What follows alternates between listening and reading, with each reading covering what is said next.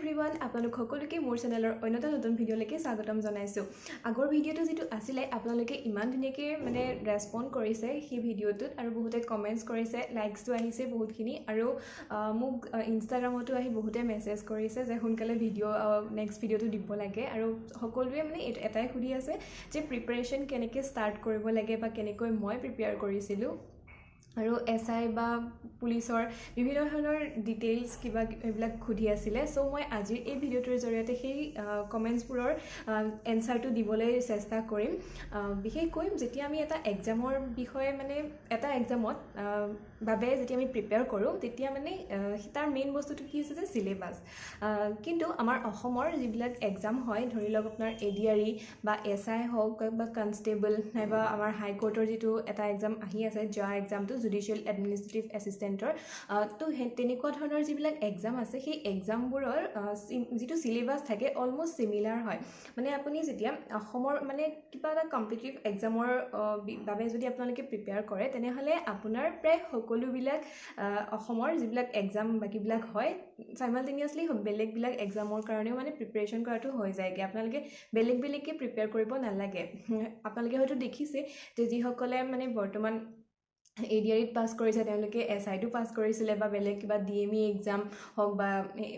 যি এক্সাম ওলাইছে আৰু ৰিচেণ্টলি যিবোৰ এক্সামৰ ৰিক্ৰুইটমেণ্ট হৈ গৈছে, তো তেনেকুৱা বা টেট এক্সামেই হওক তেনেকুৱা ধৰণৰ সকলোবিলাক এক্সামত পাছ কৰিবলৈ ইজি হৈ যায় যেতিয়া এটা এক্সামৰ বাবে আপোনালোকে ভালকৈ প্ৰিপেয়াৰ কৰে, কাৰণ চিলেবাছটোতো ছেমেই হয়। চ' মেইন বস্তুটো হৈছে যে কোনটো কোৰ্চ কৰিব আপোনালোকে, কেনেকৈ পঢ়িব লাগিব, সেই বস্তুটো মেইন হয় এটা এক্সাম প্ৰিপেয়াৰ কৰিবৰ কাৰণে, এটা ভাল ৰিজাল্ট কৰিবৰ কাৰণে। গতিকে পঢ়িবতো লাগিবই। আৰু বহুতে মোক এইটো সুধি আছিলে যে কি বুকছ পঢ়িছোঁ বা কেনেকৈ সোনকালে এক্সামৰ কাৰণে পাছ কৰি যাম। তো কি হয় যে ইমান ইজিলি এটা এক্সাম পাছ কৰা নহয় সাধাৰণতে। এটা বহুত এনেকুৱা হয় যে আজি এটা এক্সাম দিছোঁ নহয়, সেইটোত ফেইল, নেক্সট এইটোত ফেইল, এনেকুৱা টাইপৰ হয়, বহুতৰে হয়। সেইটো একদম এক্সট্ৰাঅৰ্ডিনাৰী কোনোবা থাকিলে চাগে একেবাৰতে পাছ কৰি যায়, সেইটো বাৰু মই নাজানো। মই নিজেও বহুত এক্সাম দিছোঁ, বহুততে ফেইল কৰিছোঁ, ফাইনেলি আহি কিবা এটাত পাছ কৰিছোঁহি। চ' বহুত বেছি সেইবিলাকৰ ওপৰত এক্সপিৰিয়েঞ্চ হৈছে ফেইল কৰাৰ। গতিকে মই জানো যে কি ভুল কৰিছোঁ, ক'ত কি কৰিছিলোঁ বা কেনেকুৱা ধৰণৰ নিজকে অলপ মডিফাই কৰিব লাগিব নিজৰ প্ৰিপাৰেশ্যনৰ ক্ষেত্ৰত, সেই সকলোবিলাকৰ ওপৰত এক্সপিৰিয়েঞ্চটো হৈছেগৈ লাহে লাহে। আৰু তেনেকুৱাই এটা এক্সামত যদি আপোনালোকে পাছ কৰিব পাৰে, নেক্সট কিবাকিবি এক্সাম দিলেও পাছ কৰি থাকে, জেনেৰেলি তেনেকুৱাই হয় চবৰে, কাৰণ চিলেবাছটো যিহেতু ছেইম হয়। চ' আজি মই বিশেষকৈ এতিয়া চিলেবাছৰ ওপৰতেই ডিছকাছ কৰিম বুলি ভাবিছোঁ আৰু সেই চিলেবাছটোৰ কি পৰ্শ্যন থাকিব বা কেনেকৈ পঢ়িব লাগিব তাৰ ওপৰত অলপ থুলমূলকৈ কৈ দিম। একেটা ভিডিঅ'তে গোটেইখিনি কোৱাটো আমাৰ সম্ভৱ নহয়, কাৰণ বহুত বস্তু থাকে, বহুত প্ৰিপাৰেশ্যন, লম্বা প্ৰিপাৰেশ্যনেই হয় আৰু কম সময়ৰ ভিতৰতে প্ৰিপাৰেশ্যন কৰাটোতো সম্ভৱ নহয়। কাৰণ আপোনালোকে যেতিয়া কম সময়ৰ ভিতৰতে যদি প্ৰিপাৰেশ্যন কৰিবলৈ বিচাৰে, ধৰি লওক বহুতে কি হয় যে SI এক্সাম বা কনষ্টেবল বা অন্য কিবা এক্সাম যেতিয়া আহিব তাৰ আগে 2-3 মাহমানৰ আগে কিবা MCQ থকা মাল্টিপল চইচ কুৱেশ্যন থকা কিবা বুক কিনি লৈ আহে, তো সেনেকৈ পঢ়া ষ্টাৰ্ট দি দিয়ে। কিন্তু তেনেকৈ যদি আপোনালোকে যদি প্ৰিপেয়াৰ কৰে তেনেহ'লে মই ভাবোঁ সেইটো কামত নাহিব, কাৰণ তেনেকুৱা ধৰণৰ বুকছবিলাকত যিটো কুৱেশ্যন থাকে লগতে এনচাৰ থাকে, তেনেকৈ পঢ়িলে কনচেপচুৱেল যিটো ক্লিয়াৰিটি সেইটো নাথাকেগৈ, সেইটো কেতিয়াও সম্ভৱ নহয় তেনেকৈ কিতাপ পঢ়া, তেনেকুৱা কেইখন কিতাপ পঢ়িলে। বাট আপুনি যদি অলৰেডি গোটেই কনচেপ্টখিনি আপোনাৰ যদি ক্লিয়াৰ আছে তেনেহ'লে হয়তো নিশ্চয়কৈ তেনেকুৱা এখন যদি বুক কিনি আনে আৰু কুৱেশ্যনবোৰ ছল্ভ কৰে তেনেহ'লে আপোনাৰ সেইটো ৰিভিজন টাইপ হৈ যাব, তেতিয়াহ'লে ঠিকে আছে। কিন্তু ডাইৰেক্ট যদি আপুনি বেলেগ কনচেপচুৱেল ক্লিয়াৰিটি নথকাকৈ যদি আপুনি সেই কিতাপকেইখন পঢ়িয়ে যদি ভাবে যে মই পাছ কৰিম বুলি, তেনেহ'লে সেইটো সম্ভৱ নহয়। মেক্সিমামৰ ক্ষেত্ৰত সেইটো সম্ভৱ নহয়। কোনোবা যদি একদম বহুত এক্সট্ৰাঅৰ্ডিনেৰী থাকে তেওঁলোকৰ কাৰণে হয়তো সম্ভৱ হ'ব পাৰে। গতিকে সেইটোৱে। আহক আমি আমাৰ চিলেবাছটো বিষয়ে আমি ডিছকাছ কৰোঁ। গতিকে কোনো এটা এক্সাম প্ৰিপেয়াৰ কৰিবলৈ হ'লে সেই ষ্টেণ্ডাৰ্ড যিবিলাক বুক থাকে সেইবিলাক ফ'ল' কৰাটো ভাল বুলি মই ভাবোঁ। আমি অলপ চিলেবাছটো ডিছকাছ কৰি লওঁ, তাৰপিছত বুকছলৈকে যাম। চিলেবাছটো যিটো হয় আছামৰ মেক্সিমাম এক্সামৰ, সেই চিলেবাছটো হৈছে GK, ইংলিছ, মেথছ আৰু ৰিজনিং, এইকেইটাই থাকে মেইনলি। আৰু বাকী যিখিনি আপোনালোকৰ GK থাকে সেই GK পাৰ্টটোত আকৌ দুটা বস্তু সোমাই থাকে এটা হৈছে ষ্টেটিক জিকে আৰু এটা হৈছে ডাইনামিক জিকে ষ্টেটিক মানে কি যিটো স্থিৰ ষ্টেটিক জিকে গতিকে আৰু ডাইনামিক জিকে মানে হৈছে যিটো স্থিৰ নহয় মানে চলি থাকে চ' ষ্টেটিক জিকেত আপোনালোকৰ কোনবিলাক পৰে যে ফাৰ্ষ্টতে ডাইনামিকটো কৈ লওঁ ধৰি লওক আমাৰ এতিয়া বৰ্তমান ভাৰতৰ ৰাষ্ট্ৰপতি কোন ঠিক আছে ভাৰতৰ ৰাষ্ট্ৰপতি কোন হয় সেইটো যিটো আপোনাৰ এনচাৰ হ'ব সেইটো হয়তো আজিৰ পৰা 5 বছৰৰ পিছত সেইটো এনচাৰ চেম নহ'বও পাৰে কাৰণ ভাৰতৰ ৰাষ্ট্ৰপতি সদায় একেজনেইতো নাথাকে চ' সেইটো যিটো চলি থাকিব গতিকে সেইবিলাক যিবিলাক নলেজ হৈ আছে বা আমাৰ যিবিলাক কাৰেণ্ট এফেয়াৰ্ছ আছে তেনেকুৱা ধৰণৰ ঘটনাবিলাক আচলতে ডাইনামিক জিকেত আহি পৰে আৰু যিবোৰ বস্তু ষ্টেটিক পৰ্চন যে ভাৰতৰ ৰাষ্ট্ৰপতি হ'বলৈ কি গুণ থাকিব লাগিব কি বৈশিষ্ট্য থাকিব লাগিব মানে ধৰি লওক আপোনালোকৰ ভাৰতৰ নাগৰিক হ'ব লাগিব তেওঁৰ কি এজ কিমান হ'ব লাগিব সেইটো প্ৰত্যেকজন ৰাষ্ট্ৰপতিৰ ক্ষেত্ৰতে চেমেই থাকিব গতিকে তেনেকুৱা যিবিলাক নলেজ আছে সেইবিলাক ক'ত পৰে জিকেত পৰে মানে ষ্টেটিক জিকেত পৰিব মানে যিবিলাক সদায় একেই থাকিব ঠিক তেনেকৈ যিটো ষ্টেটিক পৰ্চন আছে তাৰ বাবে আমাৰ যিবোৰ চিলেবাছ ৱাইজ কিছুমান মানে বুকছ ফ'ল' কৰাটো খুবেই প্ৰয়োজনীয় তাৰ বাবে মেইনলি ষ্টেটিক জিকেৰ কোনবিলাক বুকছৰ পৰা বেছিকৈ আহে মই সেইটো কৈ দিওঁ মানে কোনকেইটা টপিকৰ ওপৰত বেছিকৈ আহে এক্সামবিলাকত মেইনলি আহে পলিটিকেল ছায়েন্সৰ ওপৰত ইণ্ডিয়ান পলিটিৰ ওপৰত বহুত বেছি কুৱেশ্যন আহে ধৰি লওক কিমান তাৰে যিবিলাক আৰ্টিকেলছ আছে আমাৰ সংবিধানখনৰ যিবোৰ আৰ্টিকেলছ আছে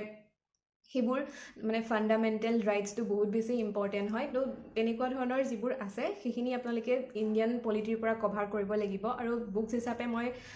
প্ৰিফাৰ কৰিম ইণ্ডিয়ান পলিটিৰ আপোনালোকে হয় যদি পাৰে প্ৰথমতে যিটো NCERT আমাৰ বুকছ আছে 8, 9, 10 সেইখিনি ফ'ল' কৰি ল'ব মানে পঢ়ি ল'ব তাৰপিছত যদি আপোনালোকে তাৰোপৰি আৰু যদি বেছিকৈ পঢ়িবলৈ মন যায় অলপ তেনেহ'লে ইণ্ডিয়ান পলিটি যিখন আমাৰ লক্ষ্মীকান্ত বুলি এখন বুক আছে সেইখন আপোনালোকে পঢ়িব পাৰে তাৰপিছত ছেকেণ্ড বস্তুটো আহে জিঅ'গ্ৰাফি বুলি ক'লে এনভাইৰনমেণ্টেল ছায়েন্সৰ ওপৰতো বহুত বেছি কুৱেশ্যনছ আহে যে কোনখন ঠাই ক'ত আছে এখন দেশৰ ওচৰত কোনখন দেশ আছে বা কোনখন সাগৰ ক'ত পৰে এইবোৰ ধৰণৰ বিভিন্ন ধৰণৰ কুৱেশ্যনছ আহে বা এইটো প্ৰাণী কোনখন অভয়াৰণ্যত পোৱা যায় কোনখন নেশ্যনেল পাৰ্কত পোৱা যায় তেনেকুৱা ধৰণৰ কুৱেশ্যনছো বহুত বেছি আহে চ' প্ৰথমতে পলিটি তাৰপিছত আহিলে আপোনাৰ জিঅ'গ্ৰাফি কুৱেশ্যন এনভাইৰনমেণ্টেল ছায়েন্সটো তাতে সোমোৱাই ধৰি লৈছোঁ আৰু তাৰপিছত আহিব ইণ্ডিয়ান যিটো আমাৰ হিষ্ট্ৰী বুলি ক'লে আমাৰ যিটো অসমৰ এক্সাম হয় তো অসমৰ এক্সামৰ কাৰণেতো আমাৰ আহোম যিটো আমাৰ ৰাজবংশ আছে বা কোচ ৰাজবংশ তেনেকুৱা ধৰণৰ যিবোৰ ৰাজবংশ আছে সেইবোৰৰ ওপৰত ৰজা মহাৰজাৰ ওপৰত কুৱেশ্যনছটো মানে বহুত বেছিকৈ আহে চ' সেইবিলাকো পঢ়ি ল'ব লাগিব আৰু হৈছে ইকনমিক্স মানে অৰ্থনীতি ইকনমিক্সৰ বহুত বেছি কুৱেশ্যনছ নাহে গতিকে আপোনালোকে ইমান বুক ফ'ল' কৰিব সেইটোত প্ৰয়োজন নাই স্কিপো কৰি দিব পাৰে বা আপোনালোকে কাৰেণ্ট এফেয়াৰ্ছ যিখিনি থাকে সেইখিনি যদিও চাই লয় তেনেহ'লেও সেইখিনি সুবিধাটো হৈ যায় ধুনীয়াকৈ আৰু এতিয়া মেইন কথা হ'ল যে আপোনালোকে যদি জিকে পৰ্চনটো ষ্টাৰ্ট কৰে তেনেহ'লে কোনটো ছাবজেক্ট প্ৰথমতে ষ্টাৰ্ট কৰিব যাতে আপোনালোকে এটা ৱেইট মানে বস্তুটো প্ৰিপেৰেশ্যনটো নিব পাৰে নহ'লে আপোনালোকৰ গোটেইবোৰ খেলি মেলি হৈ যাব চ' মই ছাজেষ্ট কৰিম যে প্ৰথমতে আপোনালোকে ইণ্ডিয়ান যিটো পলিটি পাৰ্ট আছে সেইটো প্ৰথমতে ষ্টাৰ্ট কৰি দিব কাৰণ পলিটিকেল ছায়েন্স বস্তুটো মানে অলপ ইণ্টাৰেষ্টিং হয় আৰু সেইখিনি জনাটো মানে আমাৰ সকলোৰে বাবে মানে অলপ প্ৰয়োজনীয় হয় কাৰণ যদি আমি দেশত কি ঘটি আছে দেশৰ আমাৰ নেতাসকলে কি কৰি আছে বা আমাৰ দেশখন কোনবিলাক ৰুলছ এণ্ড ৰেগুলেশ্যনছত মতে চলি আছে সেইখিনি যদি আমি নিজে গম নাপাওঁ তেনেহ'লে আমি এগৰাকী মানে যিটো আমাৰ গণতান্ত্ৰিক আমি নাগৰিক সেইটো মানে নফলিয়াই হয় নাই আমি আমাৰ সেইখিনি জনাটো কি নিয়ম আছে সেইবোৰ জনাটো আমাৰ খুবেই প্ৰয়োজন গতিকে পলিটিখন আপোনালোকে পঢ়িবই যেনেকৈ নহওক আৰু তাৰপিছত মেইন বস্তুটো হৈছে জিঅ'গ্ৰাফিৰ ক্ষেত্ৰত মানে আপোনালোকে এখন এটলাছ বুক পায় য'ত মেপিং থাকে সেই মানে তাতে আমাৰ ভাৰতৰ কোনখন ঠাই ক'ত আছে বা এছিয়াৰ কোনখন ঠাইত ক'ত আছে তেনেকৈ গোটেই কণ্টিনেণ্টছবিলাক মানে মহাদেশবিলাক বা মহাসাগৰবিলাক গোটেই পৃথিৱীৰ সেই সকলোবিলাকৰ ওপৰত জনাটো খুবেই প্ৰয়োজন হয় যে তেতিয়া আপোনালোকে মানে কি হ'ব যে যেতিয়া আপোনালোকে হিষ্ট্ৰী পঢ়িব হিষ্ট্ৰীত পাব কোনোবা এখন ঠাইৰ কথা তাৰপিছত যে ধৰি লওক ব্ৰিটিছসকল ক'ৰ পৰা আহিছিলে ইংলেণ্ডৰ পৰা আহিছিলে তেতিয়া আপোনালোকে মানে পৰ্তুগীজসকল ক'ৰ পৰা আহিছিলে সেইবিলাক যেতিয়া মানে ঠাইবিলাকৰ নাম আপোনালোকে পাব তেতিয়া মানে আপোনালোকে ডাইৰেক্ট মানে সেইটো গেছ কৰিব পাৰিব যে এইখন ঠাই মানে সেইখিনি ঠাইতে আছিলে আৰু তাৰ পৰাই আহিছিলে তেতিয়া আপোনালোকে এক্সট্ৰাকৈ সেইটো মানে মনত ৰাখি থ'ব নালাগে সেই পিছতো তেতিয়া মানে আপোনালোকে গম পাব এইখন ঠাই এইখন সাগৰৰ ওচৰত আছিলে তো তাৰ পৰা আহিছিলে তেওঁলোকে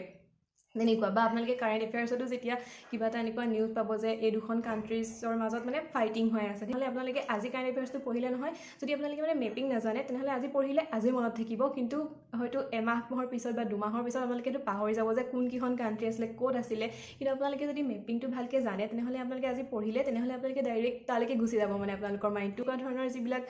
বস্তু মানে লিংক কৰিবলৈ ইজি হয় যেতিয়া আপোনালোকে মানে সেই মেপিংটো জানে। গতিকে তাৰ বাবে জিঅ'গ্ৰাফিৰ সেই এটলাছখন ফ'ল' কৰিব। আৰু আপোনালোকে ইউটিউবত বহুত কিছুমানৰ ভিডিঅ'জ আছে, ভাল ভাল ভিডিঅ'জ আছে, আপোনালোকে সেইবোৰ চাব পাৰে। চ' মেইনলি মই আজি আপোনালোকক জিকে পাৰ্টটোৰ কথাই ক'লোঁ। জিকে পাৰ্টটোত আপোনালোকৰ 50% মান আহি যায়। যেতিয়া আপোনালোকৰ কোনো এটা এক্সাম দিয়ে তাৰ যিটো টোটেল মাৰ্কছ থাকে তাৰ 50% জিকে আহে। গতিকে জিকেখিনি যদি আপোনালোকে কমপ্লিট কৰি ল'ব পাৰে তেনেহ'লে আপোনালোকৰ আধাখিনি কমপ্লিট হৈ যায় আৰু বাকীখিনিও অট'মেটিকেলি ইজি হৈ যায়। আৰু বাকী যিখিনি টপিক থাকি গ'ল, ধৰি লওক আপোনালোকৰ ইংলিছ, মেথছ, ৰিজনিং বা অইন যি ৰখিছে সেইবোৰ মই নেক্সট ভিডিঅ'ত ডিছকাছ কৰিম। আৰু কিছুমান ট্ৰিক্স থাকে যিবোৰ ট্ৰিক্সে মানে কনফিউজনটো আঁতৰ কৰে। নহ'লে আপোনালোকে যেতিয়া বস্তু কিছুমান চিম্পলি মনত ৰাখি থৈ দিব তেতিয়া মানে এক্সাম হলত অলপ প্ৰব্লেম হৈ যায় সেই কৰিবৰ কাৰণে, মানে কাৰেক্টটো কৰিবৰ কাৰণে উল্টা পুল্টা লাগে। কিন্তু সেই কিছুমান ট্ৰিক্স থাকে সেইবোৰ যদি আপোনালোকে মনত ৰাখে তেনেহ'লে অলপ ইজি হৈ যায় আপোনালোকে গেছ কৰিবৰ কাৰণে। চ' সেইবোৰ মই নেক্সট ভিডিঅ'তে ডিছকাছ কৰিম। আৰু আপোনালোকৰ আজিৰ ভিডিঅ'টো ইমানখিনিতে মই সামৰোঁ। আৰু নেক্সট ভিডিঅ'টো যিটো হ'ব সেইটো মই এইটো ভিডিঅ'ত কণ্টিনিউ কৰিম। আজিয়ে মই ভিডিঅ'টো বনাম, কিন্তু নেক্সট বেলেগকৈ মই আপলোড কৰিম, যিহেতু আজিৰ ভিডিঅ'টো অলৰেডি বহুতখিনি দীঘল হৈ গৈছে আৰু বেছি দীঘল হ'লে মানে আপলোড কৰাত অলপ প্ৰব্লেম হৈ যায়। চ' নেক্সট ভিডিঅ'টো আপোনালোকে চাব। আৰু মোৰ ভিডিঅ'টো আজিৰ ভিডিঅ'টো যদি চাই ভাল পালে তেনেহ'লে লাইক, কমেণ্ট, শ্বেয়াৰ আৰু ছাবস্ক্ৰাইব কৰি থ'বলৈ নাপাহৰিব। আজিলৈ আহিছোঁ তেন্তে, বাই।